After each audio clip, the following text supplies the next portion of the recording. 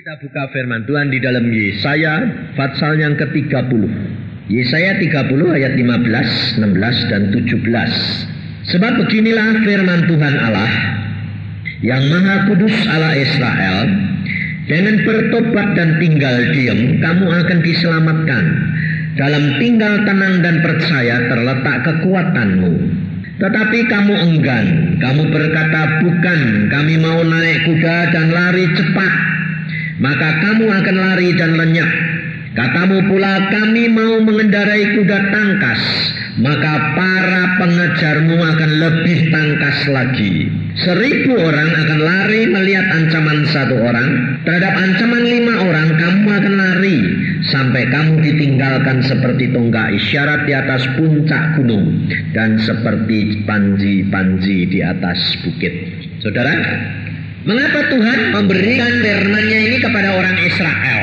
Orang Israel itu terlalu degil, saudara. Terlalu kokoh, terlalu keras kepala, keras tegar tengkuk, kata Tuhan. Jadi memang luar biasa itu. Saya herannya itu bangsa Israel punya watak seperti itu kok malah dicari, malah dipilih. Jadi saudara, kenapa Tuhan tuh milih bangsa Israel, bangsa yang demikian keras?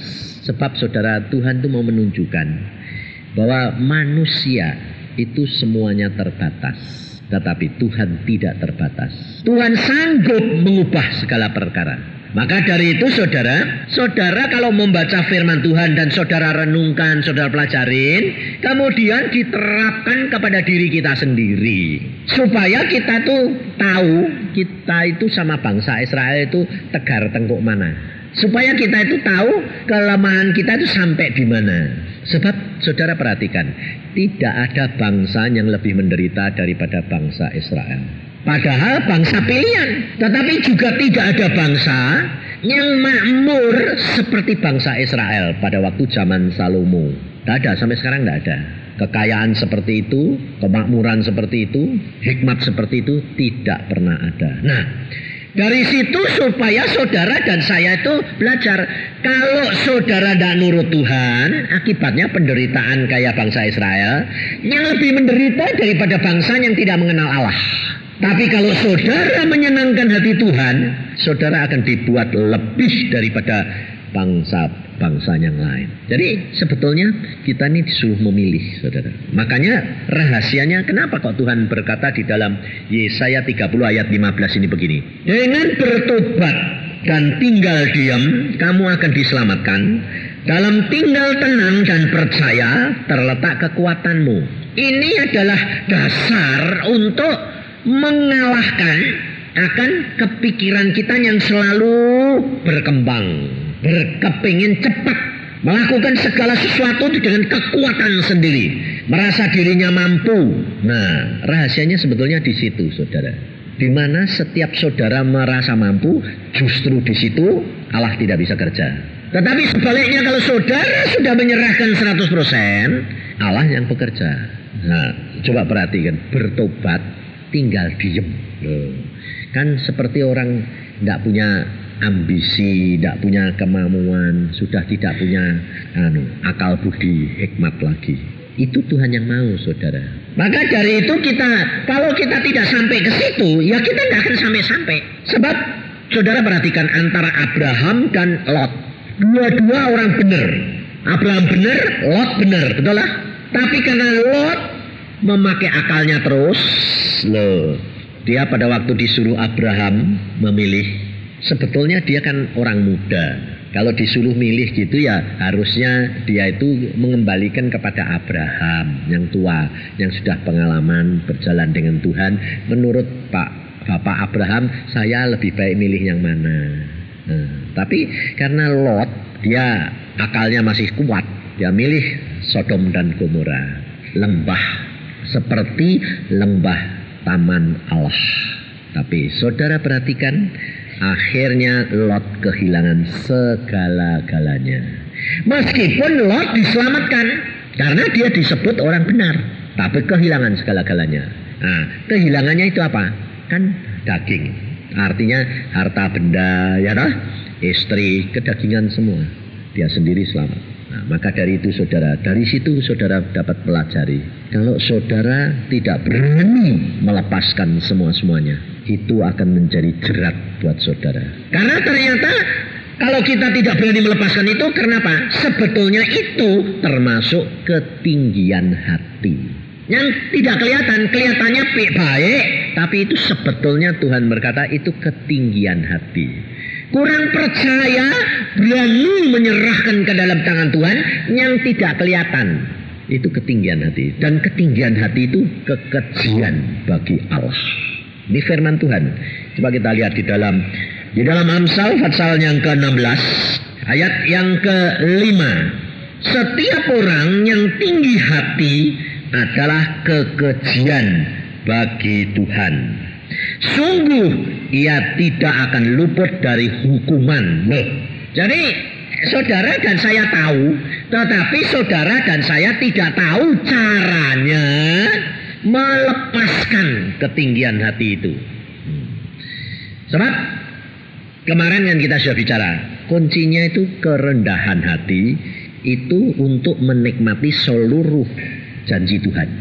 Meskipun janji Tuhan itu banyak, tapi saudara dan saya bisa menikmati itu bisa dari sedikit naik sampai ke seluruhannya, itu tergantung daripada kerendahan hati saudara. Makanya saudara perhatikan, banyak hamba Tuhan tidak masuk surga. Jangan kaget saudara, banyak hamba Tuhan tidak masuk surga. Kenapa? Karena Tuhan berkata, dia orang yang tahu banyak dituntut banyak. Hamba Tuhan tuh tahu banyak enggak? Bisa ngedepi enggak? Nah itu masalahnya saudara. Kenapa hamba Tuhan itu tahu banyak tidak bisa menggenapi? Karena apa? Karena tidak rendah hati. Salah satu saudara yang kamuflase, yang tidak disadari. Saudara hamba Tuhan dapat karunia segala macam. Nah, dia punya karunia, umpamanya karunia hikmat. Ini yang saya alami sendiri. Karunia hikmat. Jadi saya itu dari mahasiswa, saya di mahasiswa di Jogja, saya itu punya hikmat satu. Apa? Hikmat marifat. Setiap orang tanya, Roh Kudus langsung dia tanyanya ini, jawabannya itu begini, ayatnya di sini, gitu saudara. Hebat toh? Saya ngajar guru-guru sekolah minggu. Karena saya itu punya hikmat seperti itu, saudara. Saya tidak sadar kalau saya itu jatuh ke dalam kesombongan. Kenapa? Satu hari guru sekolah minggu tanya sama saya gini, itu bagaimana sih? Kamu kok bisa ngajar gitu? Kalau orang tanya kok kamu bisa jawab tek gitu tuh bagaimana? Saya ngomong apa? Gitu aja kok tidak bisa. Tidak sadar loh saudara. Sedang guru sekolah minggu banyak gini saya ngajar. Caranya bagaimana ngajar gini. Padahal itu hikmat dari Tuhan, marifat dari Tuhan. Itu sudah menjadi bagian saya, ya toh? Saya sudah lakukan dengan otomatis, nggak usah pakai pikir-pikir loh. Nggak sadar itu menjadi milik saya toh. Ada salah satu guru sekolah minggu tanya gitu, saya bilang gitu aja kok nggak bisa. Itu kesombongan yang Tuhan nggak suka. Saudara tahu akibatnya apa? Langsung itu Tuhan ngomong. Setelah saya ngomong bilang gitu aja kok nggak bisa, langsung Tuhan ngomong saya, karena kamu sombong, aku cabut. Saat itu dicabut kembali, hilang saudara. Sampai saya bilang, loh kok blow on. Lalu saya bisa merasakan ketidakbisaan guru itu. Nangis aku sampean. Sebab saya bilang tadi gitu aja kok tidak bisa. Kan harusnya saya nerangkan. Karena dicabut kan hilang. Jadi aku tidak bisa nerangin saudara. Lalu dia bilang, loh lalu jalan keluarnya bagaimana? Aku bilang gini, aku cuma tidak ngerti. Ayo sekarang saya tanya, dipermalukan enggak? Hanya berkata begitu dengan tidak sadar, itu kena hukuman saya, kesombongan. Sudah begitu saudara, hikmat itu dicabut Tuhan. Berapa lama saya minta kembali? 10 tahun. Saya nangis setiap hari, saya minta itu kembali. Diberikan 10 tahun kemudian, tapi tidak sesempurna yang dulu. Nah enggak, itu Tuhan. Enggak bisa sempurna. Kalau dulu tuh luar biasa, saya sampai waduh, setelah saya renungkan, lah asal tanya, anak sekolah minggu tanya itu langsung penjabarannya ada, Alkitabnya dibukakan, ayat-ayatnya, luar biasa. Sekarang enggak, paling-paling diberitahukan, terus kemudian jalan keluarnya. firman-Nya enggak, yang lain-lain enggak. Nah. Maka dari itu kalau saudara dan saya tidak ngalami sendiri, saudara tidak tahu, tidak sadar kalau saudara itu sombong. Makanya saya berkata banyak hamba Tuhan itu tidak masuk. Kenapa saudara? Alkitab yang ngomong, bukan saya. Ada waktunya nanti di hari penghakiman, orang-orang berkata, aku mengusir setan dalam nama Yesus. Aku menyembuhkan dalam nama Yesus. Aku mengajar dalam nama Yesus. Tapi Tuhan Yesus bilang apa? Aku tidak kenal. Boleh masuk enggak? Enggak boleh, saudara. Siapa yang ngusir setan dalam nama Yesus itu siapa coba? Hamba-hamba Tuhan dah? Paling tidak anak Tuhan, termasuk kamu dah. Siapa yang injil dalam nama Yesus? Siapa yang menyembuhkan dalam nama Yesus? Semua, saudara. Perhatikan. Tapi kenapa kok Tuhan mengatakan aku tidak kenal? Loh, kan lucu. Kan Tuhan Maha tahu. Mosok bilang tidak kenal. Itu lucu tak? Ternyata saya tanya, Tuhan, itu sebetulnya, ya dek, engkau bilang tidak kenal ya lucu toh Tuhan. Wong dia jadi anakmu dulu neo. Meskipun jadi anak terhilang, tapi kan dulunya anakmu toh ya mosok tidak kenal. Ya paling enggak ya kenal sih kenal, tapi kamu wes kenal pergi diusir ya toh. Ini mosok tidak kenal, aku bilang. Tuhan bilang apa? Aku tidak menyetujui tindakannya. Lu aneh dah saudara. Aku tidak berkenan apa yang dilakukan. Loh, apa ngusir setan dalam namamu itu tidak berkenan Tuhan? Apa menyembuhkan orang dalam namamu tidak berkenan? Apa aku nginjil dalam namamu tidak berkenan? Bisa tidak berkenan. Kenapa? Kamu nginjil karena kamu demi kepentinganmu sendiri. Contohnya anak muda ini loh, anak muda seneng sama orang, pas gak anak Tuhan, lumayan lah tak injili. Kan dapat jiwa satu. Tujuannya apa? Jadi cucu dunia dia, betul tak? Itu nginjil tak? Loh, injili tak? Injili. Ya toh? Tapi itu motivasinya apa? Buat kepentingan kita sendiri. Nah, sekarang hamba Tuhan melayani, dapat angpau, berkat. Tapi kebutuhannya banyak, cari pelayanan tak? Cari pelayanan lah. Nah, wis, dia sudah jadi hamba Tuhan penuh. Sudah khotbah atau musik atau apa, sudah kawin, kurang. Cari pelayanan enggak? Cari toh. Nah, itu melayani Tuhan dalam nama Yesus enggak? Ya. Tapi Tuhan berkenan pada? Enggak. Nah, terus nanti sing tahu siapa? Sama diri ini dewek. Hati-hati, saudara. Makanya saya itu terus terang, dulu dipanggil Tuhan, dan Tuhan bilang, kamu jadi hambaku, tutup praktek. Saya bilang, tutup praktek, aku ini tidak sekolah Alkitab, tidak pendeta, tidak punya anu, aku ini nanti besok jadi apa? Aku bilang itu. Loh, saya itu orangnya tidak pernah mau, sebab dulu saya ini orang yang perfect. Segala sesuatu harus dirancang, absolut, mesti jadi. Saya itu orangnya tidak pernah coba-coba gerilya, untung-untungan, tidak. Sebab saya orangnya disiplin, perfect. Tanya istri saya itu. Pacaran loh, jenenge pacaran. Kalau dia bilang, nanti sore pergi jam berapa, kamu mau ke toko jam berapa? Jam 5.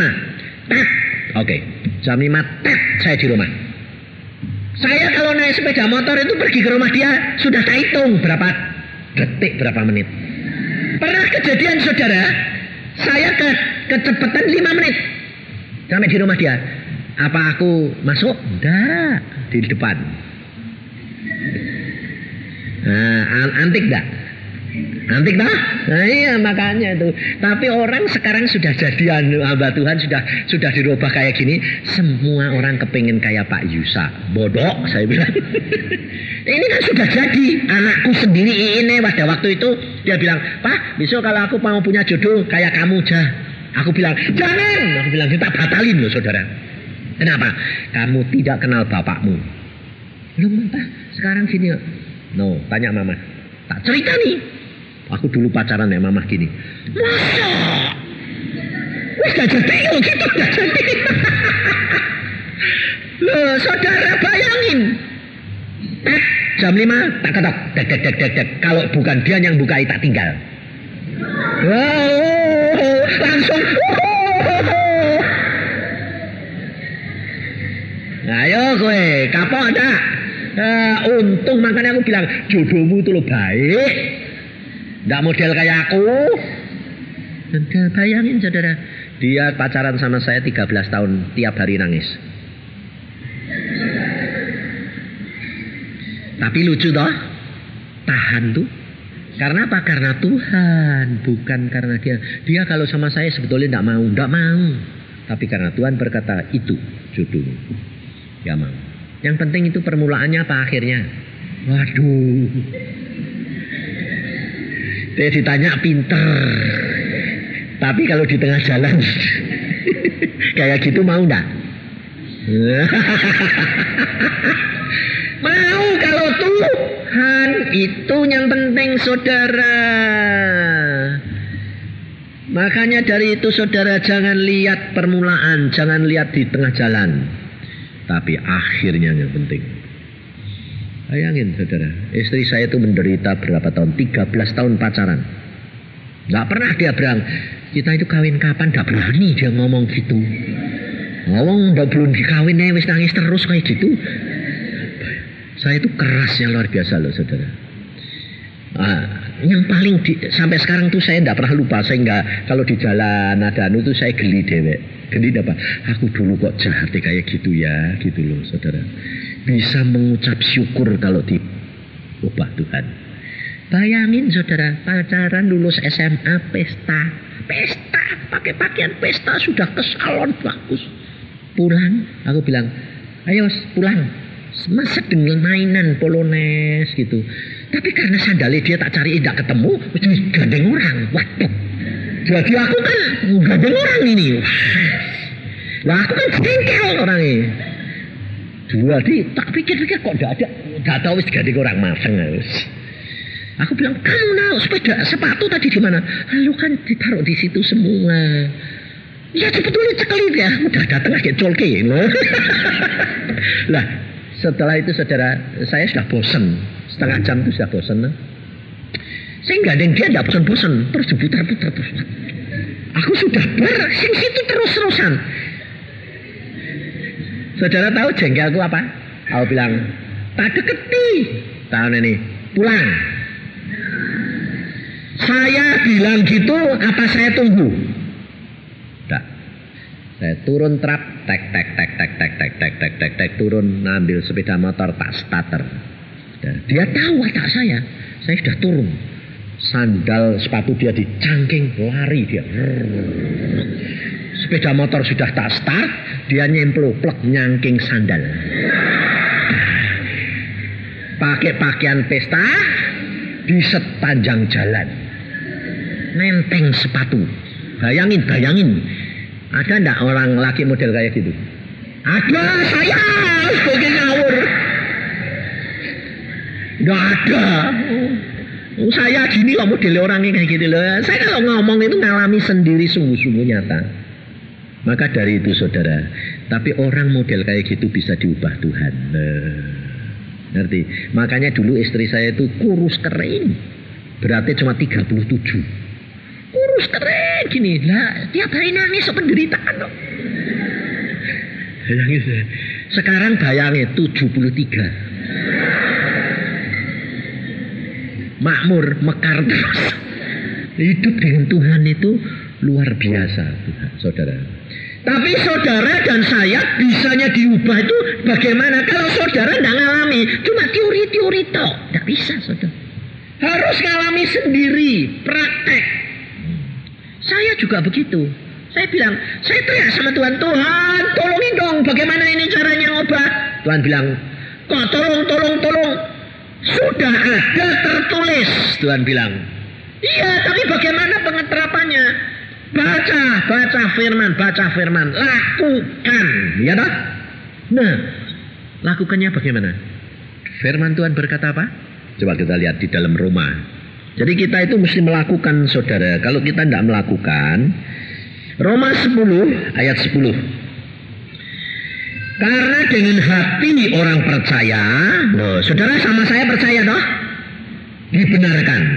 Dan dengan mulut orang mengaku dan diselamatkan. Loh. Jadi sekarang saya tanya, selamat itu Anugerah atau usaha saudara?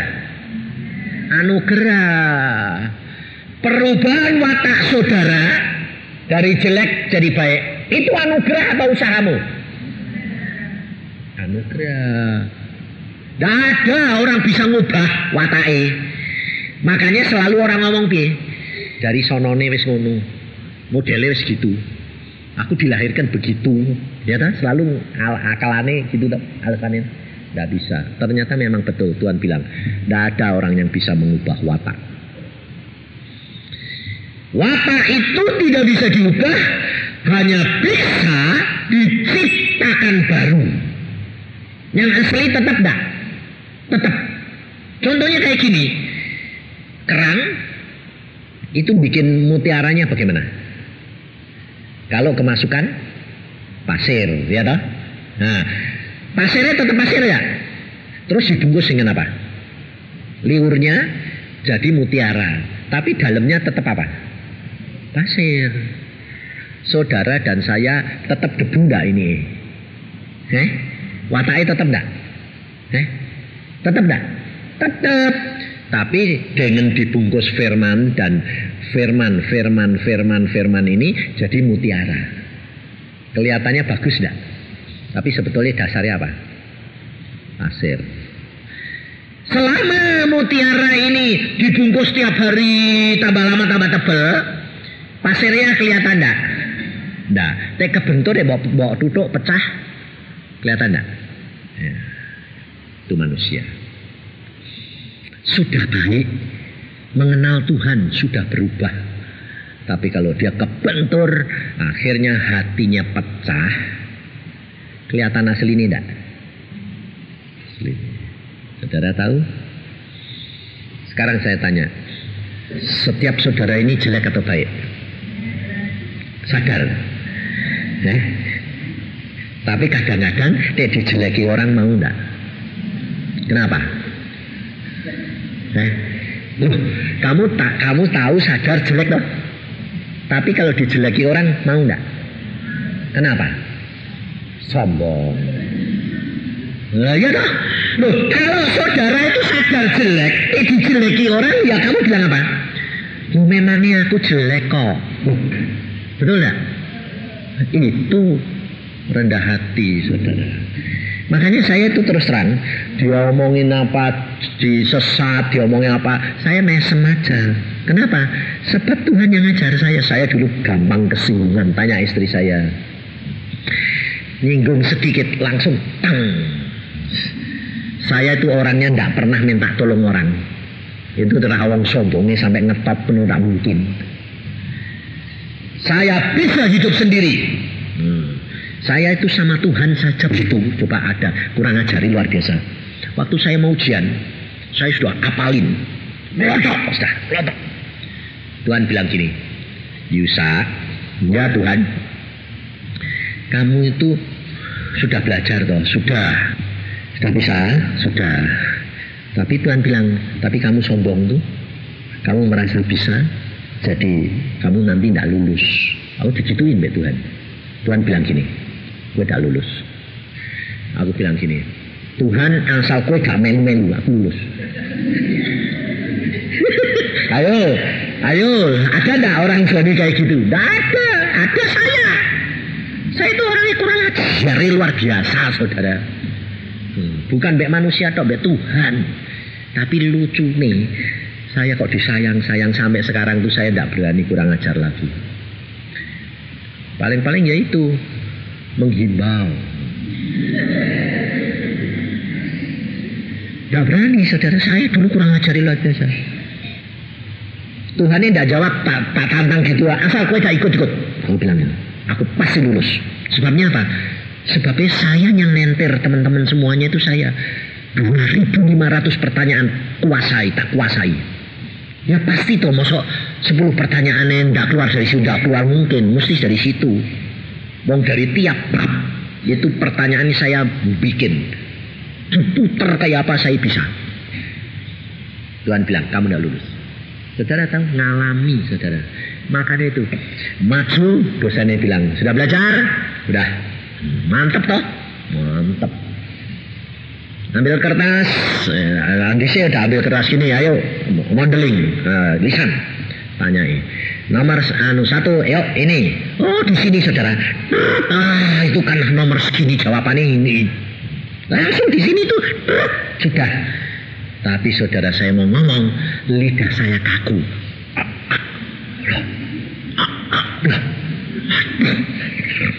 Ya, aku terus ingat, pasti ini Tuhan ya, pasti.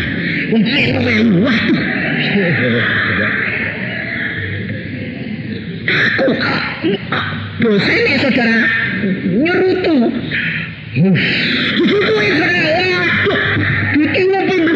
Waduh, aku bilang waduh. Terus dosa dibilang, katanya sudah belajar. Bayangin di sini ngerti saudara. Nomor segini, bayangin. Nyatanya tidak bisa. Udah Isa bukan Mbak Isa keluar Aduh di sini Mbak Isa keluar, lidahnya kaku. Sodori kertas, ini kertas, ini pen, tulis. Nomor 2, nomor 1 sudah hilang loh. Nomor 2, ini apa ini? Langsung, oh itu nomor segini, jawabannya gini. Wis aku bilang, wis Tuhan, wis tak cukup 1 ya, aja memeng wah ngono. Loh, saudara saya nulis tak. Laju. Keringetan saudara. Saudara, rasain coba. Dosen bilang, mana? Ngomong nggak bisa. Nulis nggak bisa. Apa yang kamu bisa itu apa? Bayangin saudara, nangis air mata krocos. Saya bilang, saya bisa Prof. Mana buktinya? Dia jawabin, asal mau tak jawab nomor 1. Itu lagi itu mateng lagi. Asal tulis. Waduh mateng. Ya wis Tuhan wis bobolah aku. Nangis saudara, saya diusir keluar. 10 pertanyaan tidak ada 1 yang aku bisa. Padahal saya tahu nomor berapa. Keluar, teman saya bilang gini, pasti lulus toh kowe. Bayangin saudara. Aku bilang, no. Kenapa? 1 tanyaan itu nomor ini. Lu kan gampang buat kamu. Ya kamu nggak ngerti, aku bilang. Ini lidah kaku, tangan kaku. Aku bilang itu. Orang nggak bisa ngerti saudara. Teman saya bilang apa? Mana ada, wong ya nggak kaku gitu Pak. Bayangin. Nangis aku pulang ke rumah.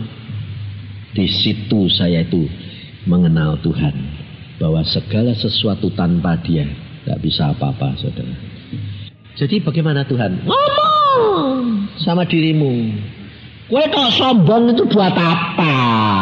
Kamu itu bisa apa sama Tuhan? Wong kowe kalan. Wong Tuhan itu mesti menangan. Nurut, gopo wis lah, jengkel ngono. Makanya saya bilang ngajari apa? Pakai kaca gede, kamu lihat gitu loh, ada depan kaca. Terus ngomongi, kowe itu sopo gitu loh. Dan itu khasiatnya luar biasa. Luar biasa, benar luar biasa. Hebat sekali. Orang sakit saya sembuh. Makanya agar orang sakit bilang, Pak ini kok enggak sembuh-sembuh, ngomongin. Sebab Tuhan Yesus pada waktu nyembuhin kan ngomongin dah. Ditempelin atau dipegang atau dikatakan jadilah sembuh, ya tak? Itu omong saudara. Saudara ngomong sama dirimu sendiri. Sebab saya ngalami semua. Lumpuh pernah, batu ginjelnya jebol pernah, loh, mati pernah, mati. Makanya aku bisa cerita orang mati. Ternyata mati itu gampang. Wong cuma napasnya sesek 3 kali, klek, jantungnya mandek terus kue keluar. Keluarnya itu persis bentuknya kayak saya persis keluar. Loh, kok ada 2? Itu saya, loh ini saya. Oh, Yusa mati. Terus saya lihat kayak di film. Betul. Oh, Yusa mati. Aku lihat jantung berhenti. Oh, Yusa mati. Di situ terus saya nengadah ke atas. Tuhan Yesus, aku pulang. Langit terbuka. Tuhan duduk di atas tahta. Dia mesem lihat aku. Aku bilang, Tuhan aku pulang. Jantungku berhenti, aku mati. Aku pulang. Tuhan bilang, tidak boleh. Kenapa? Tugasmu belum selesai, aku punya rencana buat kamu. Aku kepengen pulang. Dia bilang gitu. Saudara, kalau pada waktu kamu di dalam dunia, pikiranmu masih terikat sama istri, sama anak, sama pekerjaan, sama apa, kamu pulang, tidak bisa begitu. Tapi saudara demikian saudara mati, saudara bingung nyariin istrimu, nyariin anakmu. Tapi anakmu mau cari kan kamu sudah bentuknya roh, dan tidak bisa. Tapi anak dan istrimu pasti ngerti, ngerti tidak? Karena apa? Meskipun bentuk roh, tapi jiwanya kan sudah ada kesatuan. Tahu. Jangan kaget kalau tahu-tahu loh, Mas datang Mas Liver gitu toh. Itu roh jiwanya memberitahu saudara. Nah, ternyata kamu dapat kabar, oh mati. Itu ikatan itu begitu. Dan selama 40 hari itu masih bisa keliaran. Di sini bisa boleh balik lagi. Itu selama 40 hari masih bisa. Saya pada waktu itu mengalami dewek. Tuhan aku pulang. Istri saya di Bandung, saya matinya di Surabaya, di rumahnya Pak Sam. Di istri saya di Bandung, dia tahu kalau saya pulang. Dia pagi-pagi telepon saya. Dia berkata begini, kamu tadi malam kemana? Aku bilang, mati. Ya toh, gue mati toh, gue pulang toh. Nah, aku protes loh mbak Tuhan. Gue protes piye? Tuhan, aku bilang gini, Tuhan janjinya kan aku mati dulu. Masa suamiku mati dulu? Jangan dong Tuhan. Tuhan bilang enggak. Jadi balik. Nah, balik itu ya Tuhan tuh, waduh sudah. Makanya saudara, kalau mati itu harusnya melalui pintu gerbang. Tetapi ada hal-hal yang khusus. Ini firman Tuhan kan logos, umum. Tapi ada hal-hal yang khusus jadi rema. Nah, demikian juga orang mati. Masuk ke surga itu macam-macam saudara. Tapi hampir rata-rata pada umumnya mesti melalui pintu gerbang. Tapi ada sekaknya yang langsung apa? Tuhan ngutus orang jemput. Itu langsung. Kenapa? Karena Tuhan tahu itu sudah sembuh, sudah beres, sudah tidak ada penyakit. Jemput. Macam-macam saudara. Makanya pada waktu itu saya ketemu sama Tuhan Yesus sendiri. Saya bilang, Tuhan aku pulang. Enggak. Tuhan bilang, jantungku berhenti. Enggak apa-apa. Wah, kemudian jantung berhenti kok enggak apa-apa. Enggak masalah. Tuhan bilang, menyelentik ke sinar. Turun, saya lihat sendiri. Nah lucunya, saya lihat Tuhan di surga tuh. Itu sebesarnya juga sama dengan saudara dan saya di sini. Nah, padahal kalau kita lihat jauh harusnya kecil. Tapi ini enggak. Jadi nanti kalau Tuhan Yesus datang di awan-awan di dunia, seluruh dunia ini, saudara lihat Tuhan Yesus di awan seberapa? Ya sama seperti saudara dan saya gini. Meskipun di tengah awan, di tinggi, harusnya kalau di tinggi kan kecil. Uang pesawat di sini gede, di sana jadi setitik. Lalu Tuhan Yesus gitu dia turun seberapa? Seberapa coba? Enggak tuh. Kalau dia turun deketin, ya tetap segitu.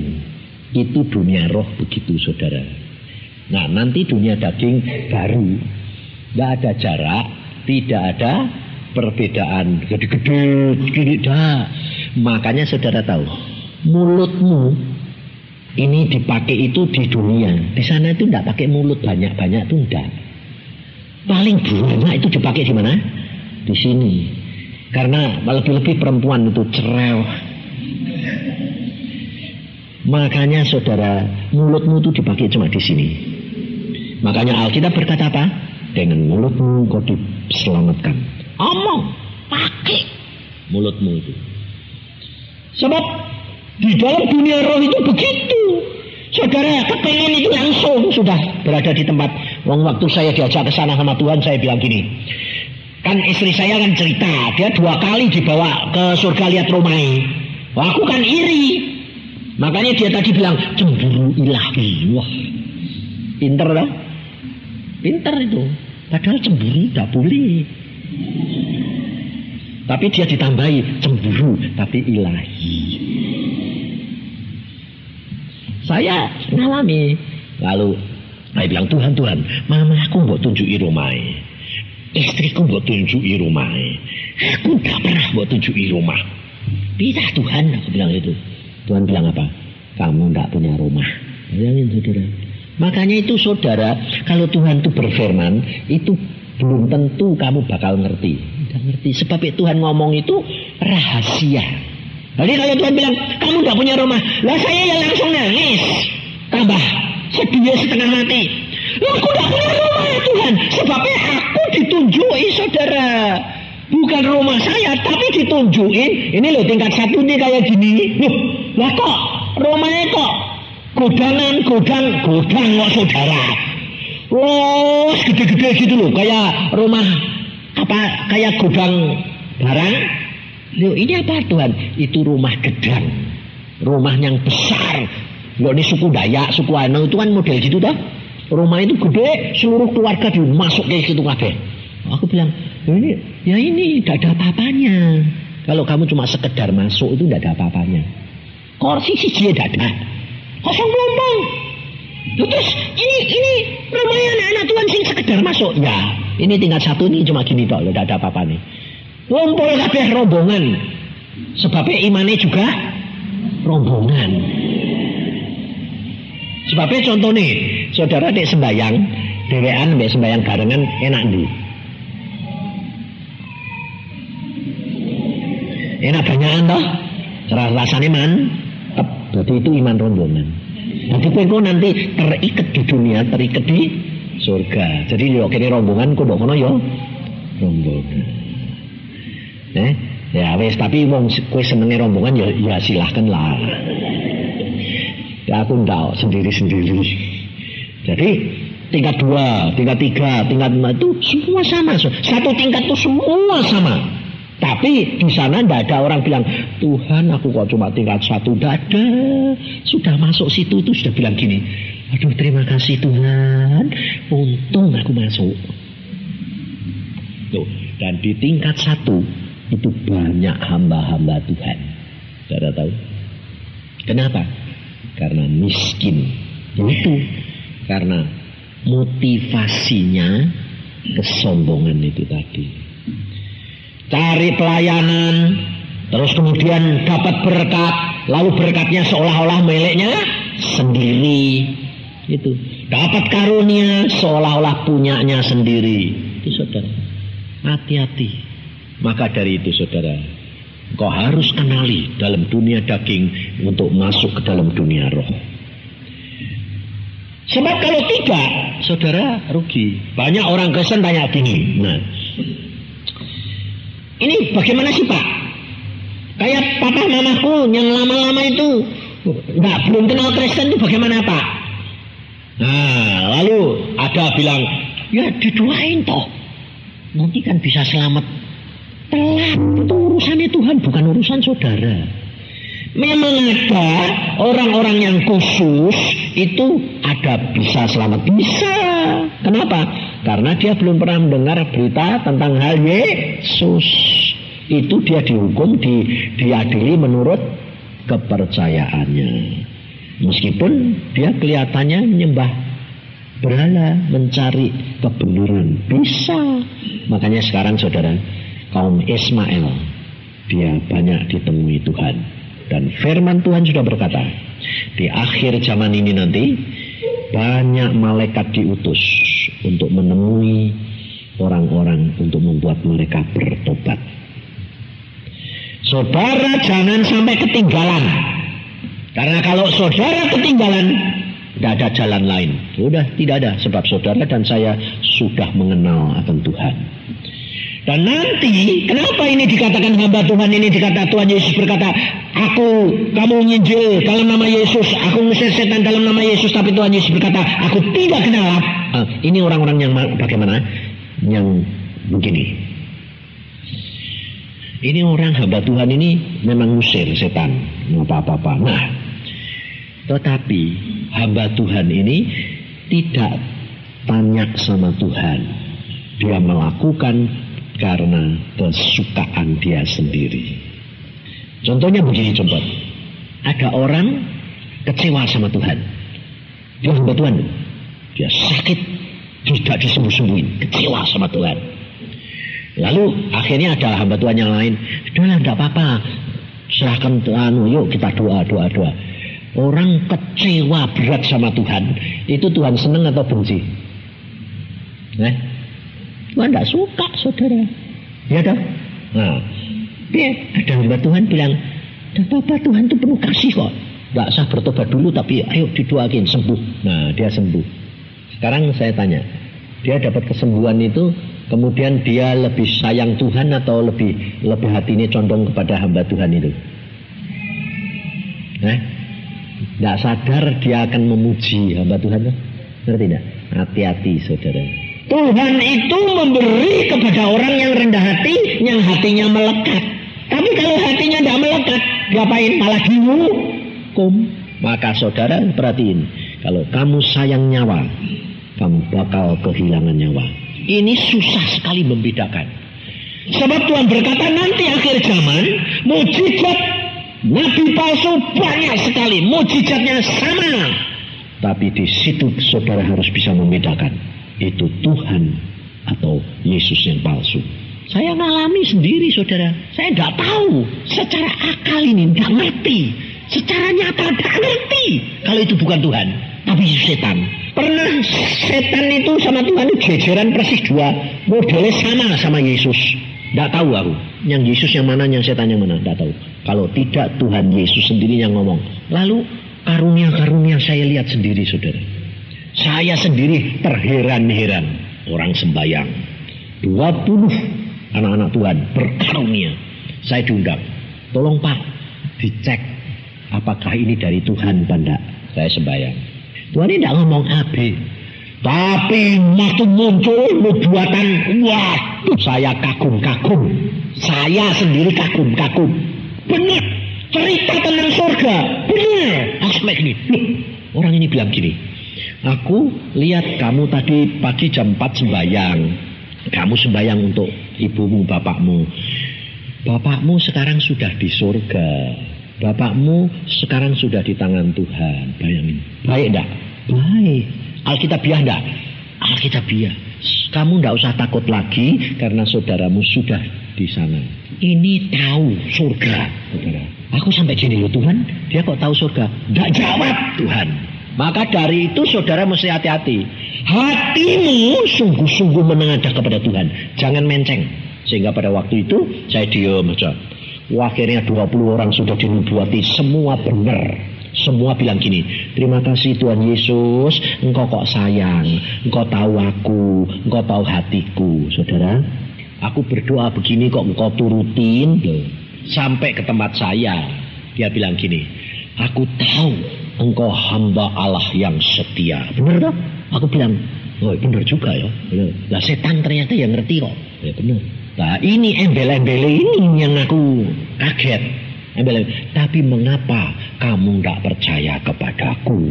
Tapi aku ini hambanya Tuhan. Kok aku tidak percaya mbak Yesus? Bapaknya mbak Yesus apa beda ini? Kok aneh? Aku mulai curiga. Aneh ini Tuhan. Aku diam aja. Ya tidak mau muji dia, tidak mau terima kasih Tuhan, ya tidak, diam aja. Ya jengkel, dia jengkel. Mengapa kamu tidak bereaksi dan responi? Kok jengkel? Tuhan ini tidak pernah jengkel kok. Aku udah ngerti. Tuhan, aku bilang, Tuhan Roh Kudus jengkel dia. Diam, Tuhan, ya diam. Setelah dia bilang, semua orang percaya, tinggal kamu yang tidak percaya. Nah itu langsung saya bilang, nah, terus piye Tuhan ini? Aku tidak percaya diri. Tuhan bilang sekarang. Wah, waktu bilang sekarang, buka mataku aku. Tak lihat matanya dia. Tak lihat mundur. Tak lihat mundur. Ngerti aku, setan. Mundur. Langsung aku bilang, dalam nama Tuhan Yesus. Dia geblak saudara. Buat jatuh. Ketawa. Wah. Aku bilang, siapa kamu? Aku Yesus Lucifer. Bayangin saudara. Yesus Lucifer. Terus dia ketawa. Semua sudah tertipu kepadaku. Saudara ngerti tidak? Hati-hati. Tetapi lucunya, setelah saya jelaskan semua mengapa begini, lah mereka tanya, lah kenapa mereka kok cerita tentang surga kok benar? Setan tuh sampai sekarang masih naik turun ke surga menghadap Bapa, masih karena belum diikat. Jadi saudara jangan kaget kalau setan itu ngerti surga, dulu dia memang tempatnya di surga. Jadi jangan ketipu. Baca firman Tuhan, luar biasa. Nah, semua orang yang mati sebelum Yesus itu ada di mana? Biarpun itu orang suci, Daud, Salomo, Saul, Samuel, Di mana ada? Ayo, Firdaus. Salah. Yesus berkata apa? Tidak ada orang yang naik ke surga selain anak manusia. Jadi sebelum Tuhan Yesus, semua ada di alam maut, di tengah-tengah bumi, termasuk orang nabi-nabi semua, Yesaya, Yeremia, Samuel, itu semua ada di alam maut. Kenapa ada di alam maut? Sebab belum ada yang menghapus dosa. Nabi-nabi itu dosa enggak? Dosa. Baca ayatnya supaya saudara itu tahu bahwa sekarang dan dulu itu beda. Sekarang perjanjian baru, dulu perjanjian lama. Di Efesus pasal yang keempat, ayat yang ke-8. Itulah sebabnya, kata Nas, tatkala ia naik ke tempat tinggi, ia, Yesus, membawa tawanan-tawanan, ia memberikan pemberian-pemberian kepada manusia. Nah, jadi pada waktu Tuhan Yesus mati di atas kayu salib, terus kemudian dikubur, berapa lama? 3 hari. Rohnya Tuhan Yesus kemana? Sama jiwanya? Ke alam maut. Belum ke surga, saudara. Dia masuk ke alam maut, di tengah-tengah bumi. Ngapain ke sana? Nginjil, seperti tertulis di dalam suratnya Rasul Petrus. Oh, ayo buka 1 Petrus pasal yang ketiga, ayat 19. Dan di dalam roh itu juga, ayat 18-19, ia pergi memberitakan Injil kepada roh-roh yang di dalam penjara, yaitu roh-roh mereka yang dahulu pada waktu Nuh tidak taat kepada Allah, ketika Allah tetap menanti dengan sabar waktu Nuh sedang mempersiapkan bahtera, di mana hanya sedikit, yaitu 8 orang yang diselamatkan oleh air bah itu. Jadi orang-orang sebelum Yesus, meskipun itu nabi-nabi sekalipun, semua ada di dalam alam maut. Nah, kapan mereka itu dibawa naik ke surga atau dibawa ke Firdaus? Pada waktu Tuhan Yesus bangkit dari antara orang mati. Nah, itu coba baca di dalam Matius, supaya saudara dan saya itu ngerti bagian urutannya, supaya nanti saudara tidak ragu-ragu.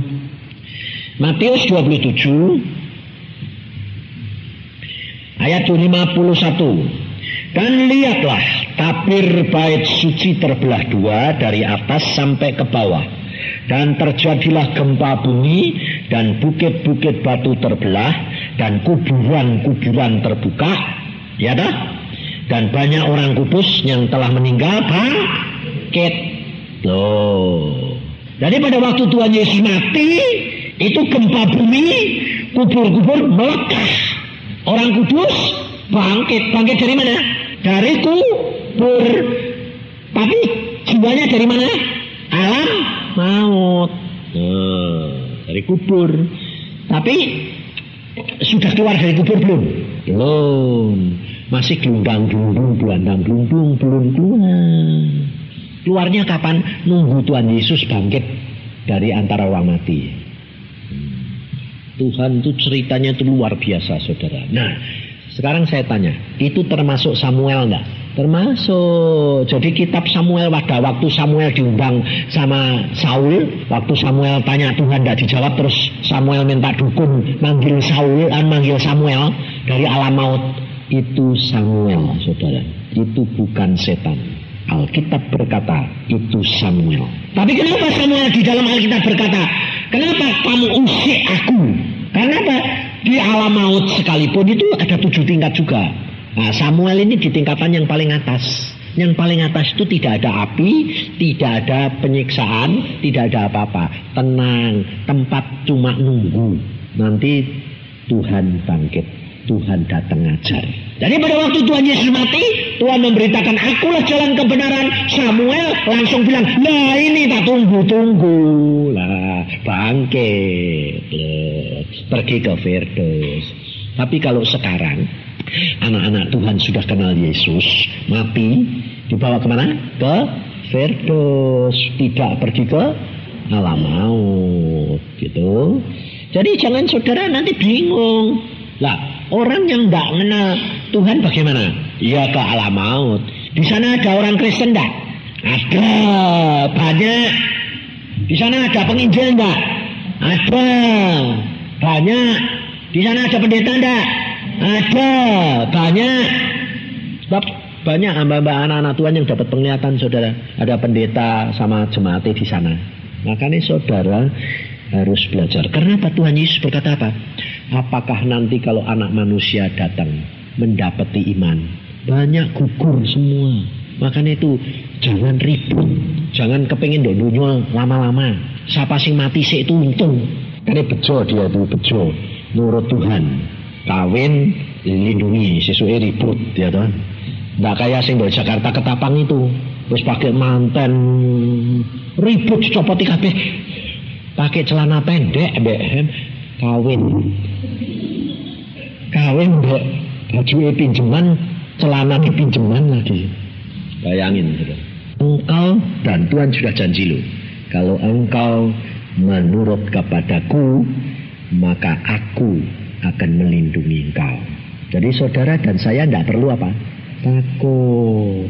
Saudara dan saya tidak perlu takut. Apapun boleh terjadi. Tapi kita bersama dengan Tuhan. Mati untung kok.